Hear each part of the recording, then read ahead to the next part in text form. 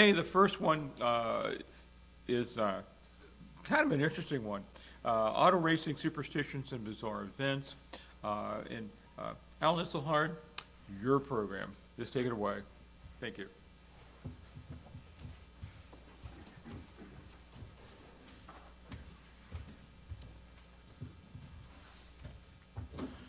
Good morning, everyone.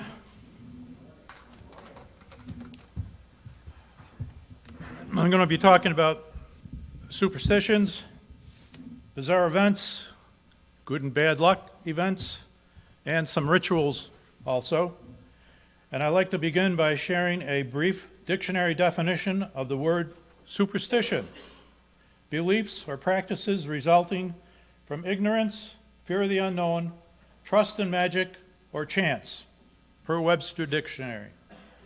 Now, if I were to go around the room and ask everyone in the room to tell me what racing superstition they hear most often, and I guess it's green race cars. Or possibly it could be the number 13. You don't want number 13 on your race car. And the third choice is peanuts. And I wondered, where did these superstitions develop? How did they happen? So I started to do a little bit of research on those three items. Racing's green superstition, I believe, may have started right here in central New York at the Syracuse Fairgrounds on the 1 mile dirt oval racetrack. I'm going to do the first one. I got to do the first one now. Where's the, okay, thank you. Yep. Tell you what, just for a moment here. Bear with us, folks.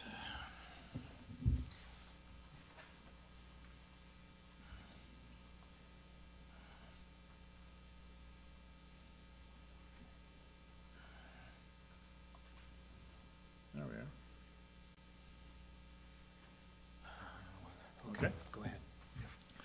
What you're seeing is the cover of the race program for one of the races at the Syracuse Fairgrounds. And this program was printed for the race held on September the 16th, 1911, for the race at Syracuse. On September 16th, 1911, a huge crowd of spectators witnessed one of the worst auto racing accidents in American history.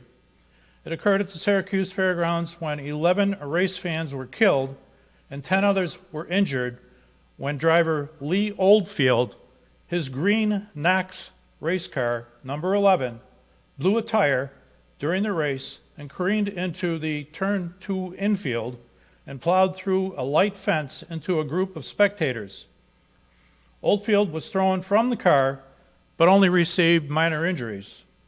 Oldfield later said he believed that he was the source of green superstitions in racing.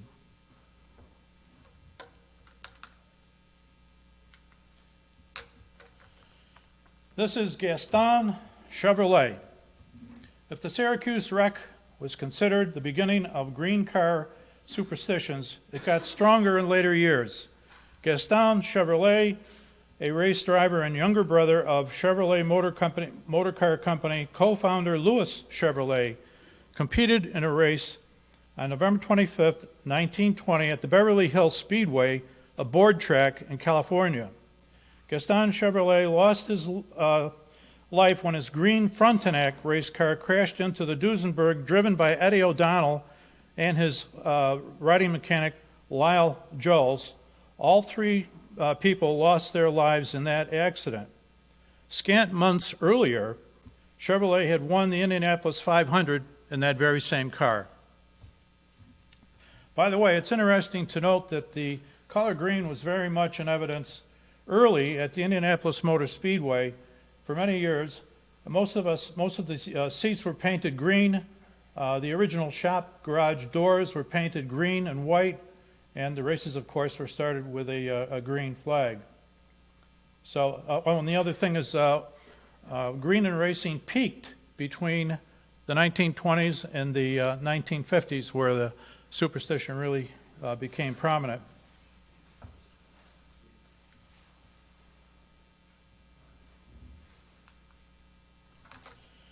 This is NASCAR driver Joe Weatherly.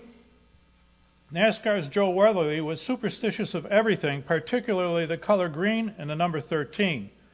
Joe Weatherly once refused to start a NASCAR race because he qualified 13th, until he encouraged the promoter. He qualified in 12A position. They used to carry his race car in the back of an open flatbed trailer.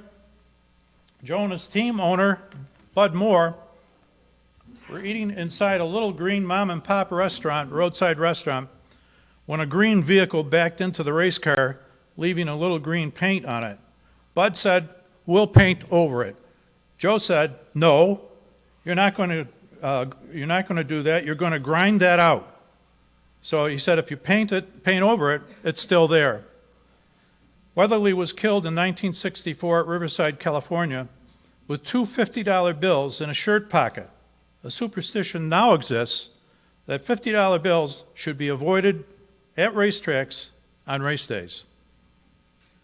Many people remember Indy driver Roberto Guerrero winning the pole position for the 1992 Indy 500 and then spinning his green Lola Buick on the second parade lap just before the start, taking himself out of the race and somewhat embarrassed. In 1993, Jeff Andretti drove the same car, again in green livery, and crashed. Guerrero drove the exact same car in 1994, again sporting a green livery, crashed and finished last. The green superstition hung around until the 1980s when racing sponsors' products were green-oriented and green non-superstitious money was welcomed by the race teams and tracks.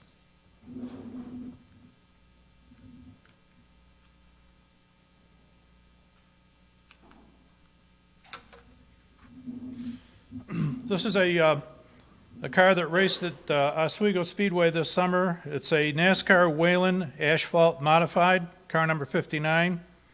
And I took this picture in August, driven by Andy Jankowiak. And I don't think I've seen a greener car anywhere on a racetrack. And I stopped and introduced myself, and he got a kick out of what I was trying to do with accumulating information for this talk. But when you see a pack of cars go around at the beginning of a race and you see a green car like this, it stands out very easily.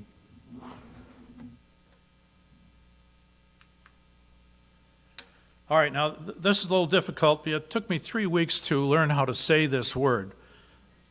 Triskaidekaphobia, that was pretty close. Triskaidekaphobia, does anybody know what that means? Anybody in here, raise your hand. Oh, we got a couple people that do know what that means. That is fear of the number 13.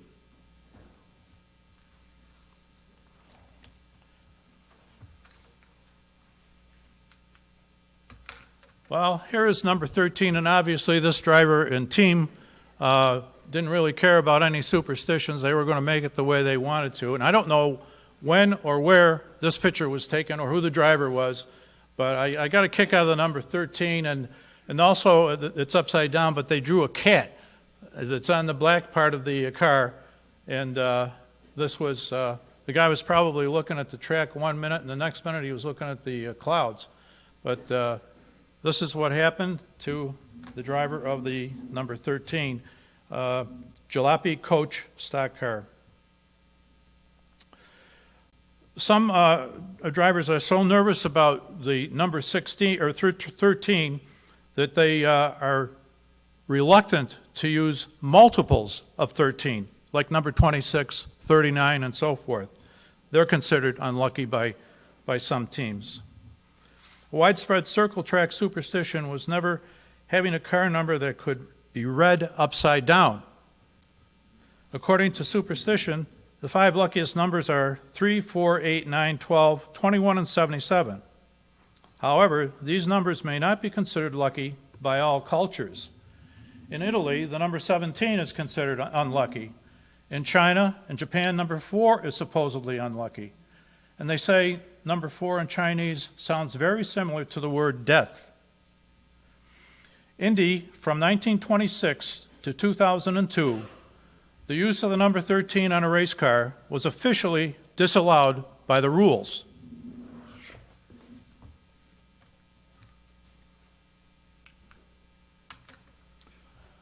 Now, you probably recognize this driver. It's Danica Patrick. She raced with the car number 13, and she didn't mind green either, because her sponsor, the GoDaddy computer people, that's their color, and if they're paying the bill, they're going to see that color on the car and her driver's suit.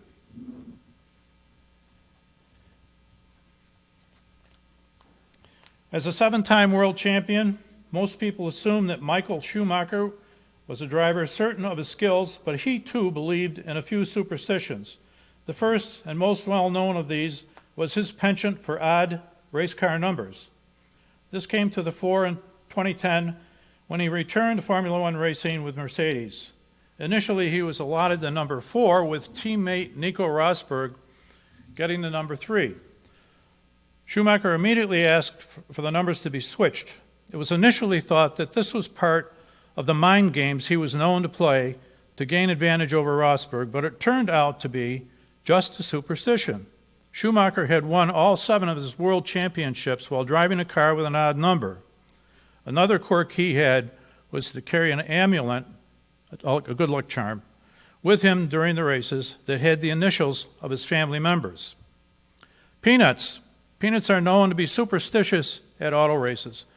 Actually, it's not the peanut itself that's the problem. It's really peanut shells that are problematic. This superstitious issue started when the pit area at some track was behind the grandstands, maybe to be in the shade, and then when spectators broke their peanuts, they tossed the shells underneath the stands, and then they got involved with the drivers and the crew. Some of them went in the carburetors, and that caused major engine failures. Drivers and crew repulsed peanuts for their unlucky reputation, and at some tracks deliberately refused selling peanuts at concession stands. In years past, peanuts were not sold at the Indy 500 concession stands due to their superstitious notoriety. Drivers just hated to see peanut shells around their cars, and they caused major problems. Hard to believe, but there were competitors that deliberately scattered peanuts around their competitors just to shake them up before the race. On September 27th, 1937, AAA sanctioned a 100-mile championship race held in Nashville, Tennessee. A young mechanic, Mac, was walking through the pit area eating peanuts and ridiculing his friend about how anyone could fall prey to the foolish superstition surrounding peanuts in racing. Mac sought to prove how outrageous this peanut fallacy was and deliberately broke peanut shells over the first 5 race cars in line for the feature race. Ted Horn was among them, as well as Duke Nalon, Howdy Cox, Vern Orendorff, and Chet Gardner. Howdy Cox was leading the race as Nalon attempted to overtake him, but having extreme difficulty seeing through the heavy dust on the back straight. Suddenly, a tremendous crash occurred and spectators witnessed racers flipping end over end. This horrible debacle left Ted Horn in critical condition. His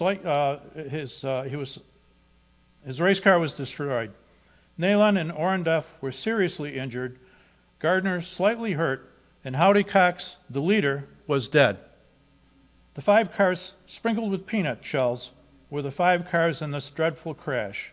The peanut superstition was magnified exponentially after this ghastly incident. NASCAR's Robert Yates found out that peanuts were sold from a vending machine in his shop, and upon discovering this, had the peanuts removed.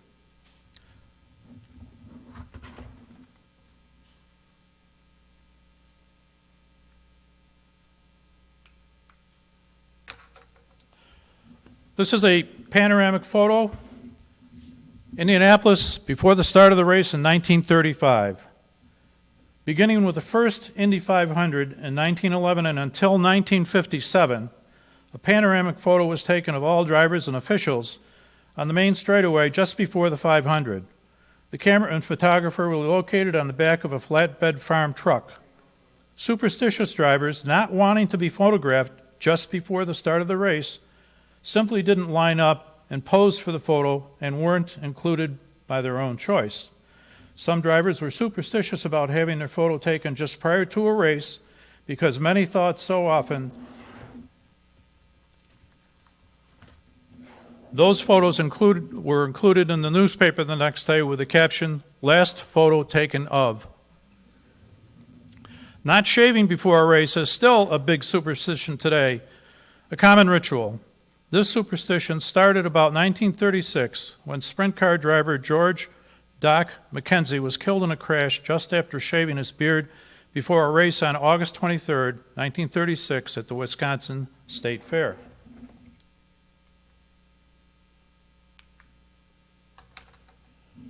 This is NASCAR's Bobby Isaac.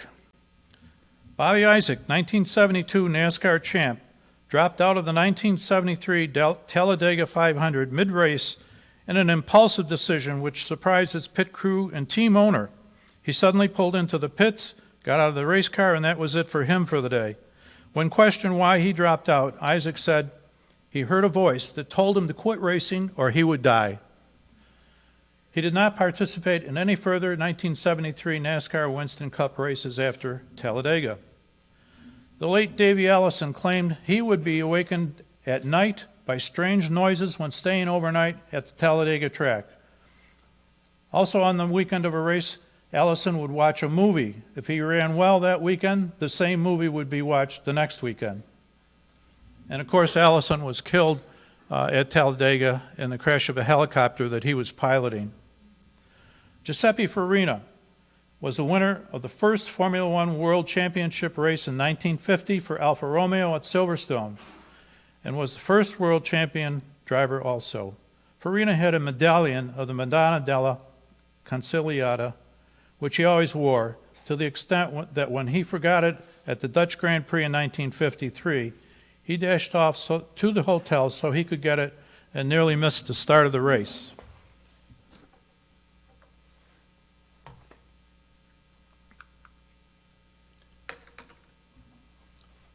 Well, probably most of you recognize this guy, John Force. John Force would not climb into his Castrol Racer without at least one St. Christopher medal, and sometimes two, around his neck. And he isn't the only driver to carry a St. Christopher medal during a race. Formula One world champ driver Alan Jones won the Formula One title in Canada, but only after the last-minute delivery of his special luck charm, a pair of red underpants. Jones admitted being superstitious and felt uneasy because he thought he had lost them. He contacted his wife in England to search for them, which she did. She found them and sent them to Canada by special express. Retired driver David Coulthard always steps into his race car with his right foot first from the left side of the car. Coulthard also felt he owned a pair of lucky underpants, which he wore in every race. After crashing heavily once, his driver's suit and underpants needed to be removed by cutting them off. When his mother found out he wore 5-year-old, well-used underwear with holes, she forbade him to continue doing this. He complied, but he still took the old underwear with him to the races for good luck. Retired driver from Italy, Stefano Modena, had a strange superstition. If he was in the race car and anyone touched him before leaving the pits to start a race, he would get out of the car and then get back in.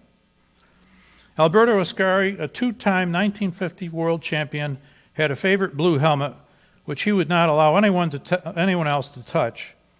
He made an exception after his crash at Monte Carlo in 1955, tossing him into the harbor. His helmet needed repair and was in the shop when, at Monza, Ascari was killed when testing a car wearing his friend Ferrari teammate Eugenio Castelletti's white helmet. After Jim Clark had 2 spins at Indy in 1996, he said the helmet he was wearing was bad luck, and he disposed of it.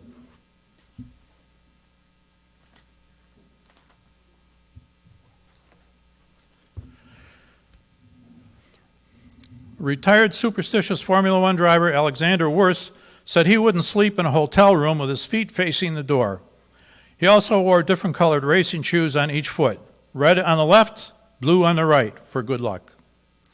Carl Kiekhaefer, a 1950s two-time NASCAR championship car owner and Mercury boat motor manufacturer, wouldn't let his drivers or crew sleep with their spouses the night before a race.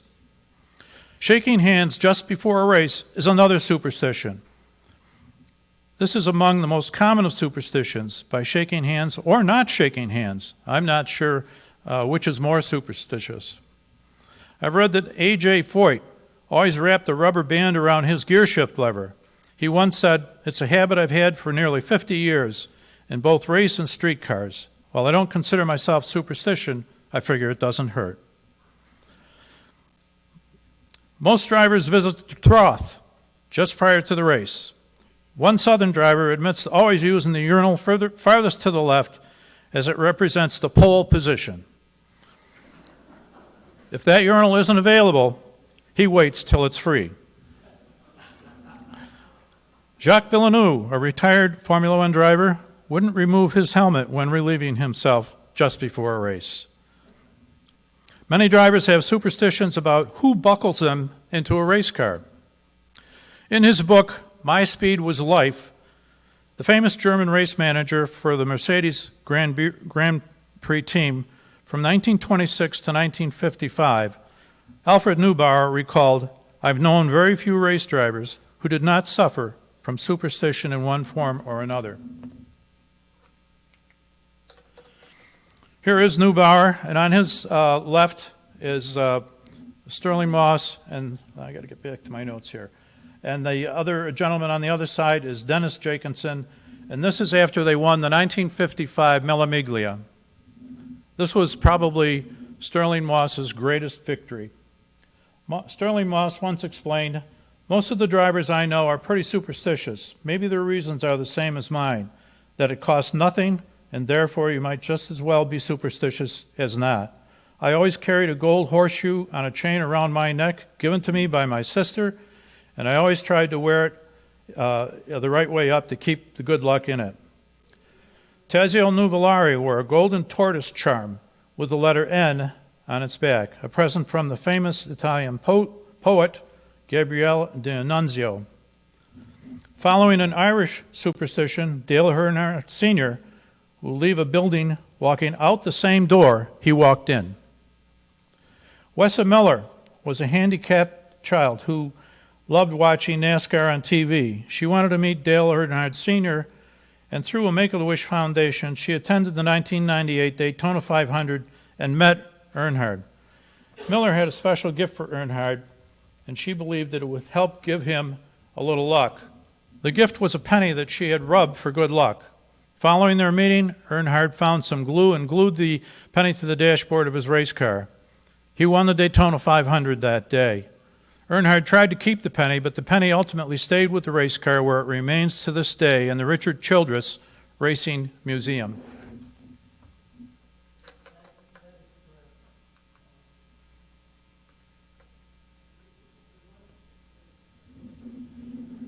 Okay, this is Ted Horn. He's one of my favorite drivers of old time. Ted Horn was one of the most obsessively superstitious drivers. Horn would not allow race fans to pose with him for a photo before the race. Horn felt announcing your retirement as a driver before actually doing it was also one of the taboos. Horn admitted that if he found money at a track, it accompanied him in the race car. He found a dime at Arlington, Texas, and put it in a shoe before the race started. He won the race and the championship that day. When he was killed at Duquesne, Illinois, in 1948, a dime was found in his left boot. Ted Horn's Indianapolis 500 record is unequaled for consistency. He finished fourth or better in 9 straight Indy 500 races beginning in 1936, but never won the 500.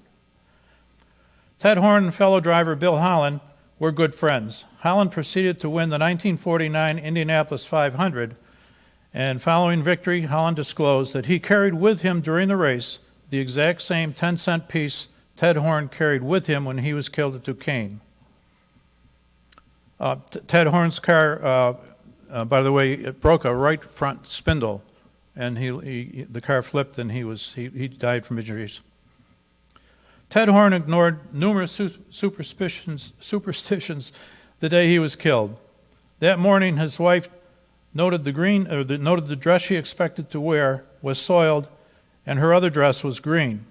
Horn accepted her wearing the green dress. Also unusual was the fact that she and their child parked in the pit area next to his race car, another custom considered unlucky.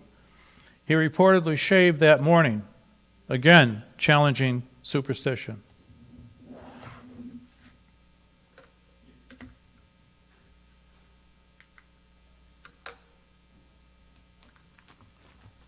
This is Francois Severt. One of the most bizarre racing stories relates to the late Formula One driver, Albert Francois Severt, who won his first ever Grand Prix at Watkins Glen in 1971. Severt, a French racing driver who was killed at Watkins Glen on October 6, 1973, driving a Tyrrell Cosworth Ford, was trying to qualify for the Grand Prix that year, and he was a teammate of World Championship driver Jackie Stewart. Severt had a long-time relationship with an attractive woman by the name of, pardon my French, Nanou van Melderen. 5 years to her meeting Severt, the young woman went with her mother to see a clairvoyant, the mother being the one seeking advice. But during this meeting, the foreteller told Nanou that she would meet a young man with blue eyes near the sea. In 1964, she met blue-eyed Severt at Saint-Tropez in the Caribbean. 2 years later, Nanou decided to pay the clairvoyant another visit seeking advice about her future. She brought with her a photo of Severt, but didn't tell the clairvoyant anything about him. The seer studied this photo for a long time and said he was a person that had an association with a strange machine. Nanou told the clairvoyant that Severt wanted to be a race driver. The clairvoyant told the young woman that Severt would have a brilliant career in racing, but his success would become between them.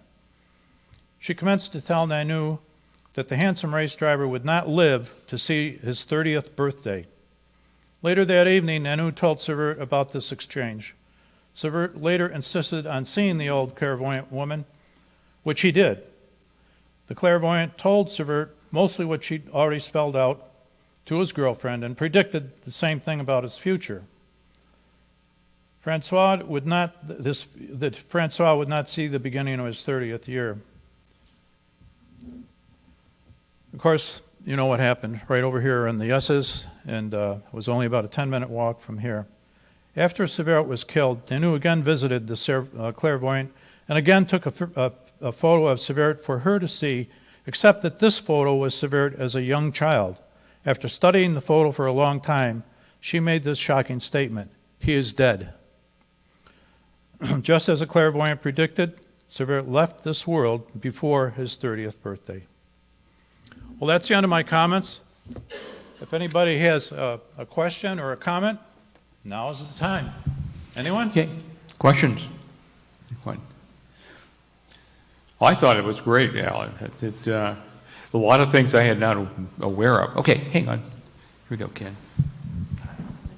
Hi. Thank you. That was an amazing presentation. So wonderful. So you're drawing from so many different places. How did you go about researching this topic and locating information on this theme? I was lucky to have several people give me stuff because I had appealed for that. I had one bitter disappointment, though. I copied flyers asking race drivers to help me with this, and I passed out dozens of these at Oswego Speedway, and I didn't get one call from a race driver. And I think I was a little disappointed, and I asked several of them about IMRRC, and almost all of them didn't know anything about it. I was really disappointed in that. I don't know what they're paying attention to in their life, but that's... Yeah. But it's not IMRRC. But anyway, as far as researching the material, I called old magazines. In some cases, auto racing books in the index said superstition, and it would direct you right to the page. The internet was a big help, of course. And there were a number of articles written about superstitions.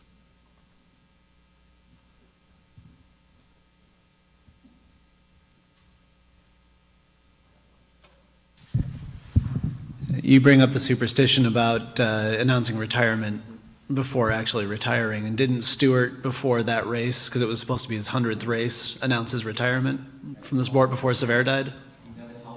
Oh, he didn't, that's right. Okay. I couldn't remember exactly what it was, but it's an interesting thought that Stewart was going to retire and then Sever died. Right. Stewart was supposed to retire on the weekend that Sever got killed here. It was going to be his 100th Formula One race. And, of course, he never got to drive that 100th race because the Terrell team pulled out of the weekend after the death of Sever. Anyone else? So this is terrific stuff. I'll have to turn my back to you. Maybe it's a superstition. I don't know. I'm not going there. So it's good to see you. Do you think drivers are more superstitious than other athletes, and how come? I understand that baseball players are also very superstitious, and I can't say any other sport because I really don't pay too much attention to other than auto racing. Anybody else? Yeah, women were not allowed in the pits in oval racing up till not all that long ago. Was there a superstition about women? Yeah, there was. That's why they weren't allowed into the pits. One year, many years ago, I went to Oswego with my wife, and I said, well, I'll treat you to a pit pass, and we'll get there a little early, and we could walk in the pits and see the cars and drivers close up. She went to where the pit passes are sold, which I'm sure you know about, and they kind of laughed and said, we're not selling you a pit pass because you're a woman. Well, she didn't like that one bit. And there was a police officer at the track that day, and she went right over to him and she said, they won't sell me a pit pass, and I think that's discriminatory. And this police officer didn't want to hear that at all, but it didn't do any good. But I think he did go ask somebody, and the excuse that was given was, there's no ladies' room in the pits.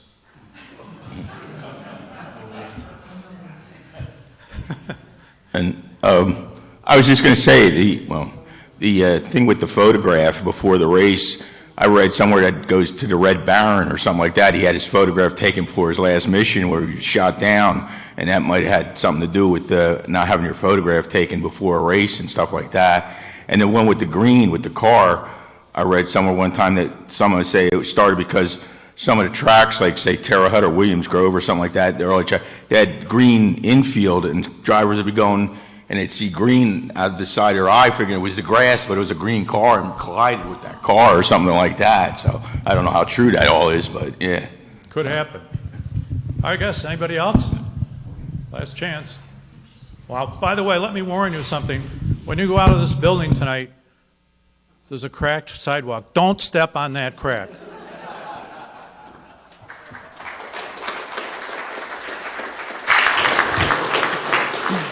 Thank you, Alan. That was great. Really interesting.